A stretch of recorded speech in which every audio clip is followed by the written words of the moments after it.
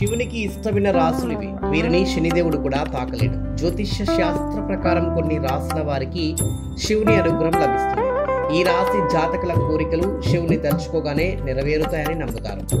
సమస్త జగత్తు పరిపాలించే రక్షించే దేవుడు శివుడు. స్త్రీ పురుషులు సమానమని చూపించడానికి శివుడు తన శరీరంలో సగభాగాన్ని తన భార్య పార్వతీదేవికి ఇచ్చాడు. ఇక జ్యోతిష్య శాస్త్ర ప్రకారం కొన్ని రాశుల వారికి శివుని అనుగ్రహం లభిస్తుంది. ఈ రాశి జాతకుల కోరికలు శివుని తలుచుకోగానే నెరవేరుతాయని నమ్ముతారు.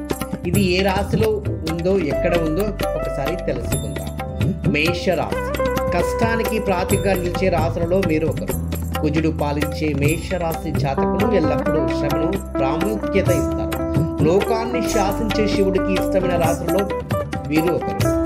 వృశ్చికం ఈ రాశిని కుజుడు పరిపాలిస్తారు. సహజంగానే మీకు చాలా తెలివితేటలు ఉంటాయి. ఎందుకంటే మీకు ఎల్లప్పుడూ శివుని ప్రత్యేక అనుగ్రహం ఉంటుంది. మీరు పనిచేసే ప్రదేశాల్లో చాలా తెలివితేటలు కలిగి ఉంటారు. మకరం శని మహాశివ భక్తుడు. అందుకే శని గ్రహానికి ఈశ్వరుడు అనే బిరుదు ఉంది. అలాంటి శివభక్తుడైన శని ఈ రాశిని ఏలుతున్నాడు. ఇక కుంభరాశి శని పాలిత రాశులలో వీరు ఒకరు.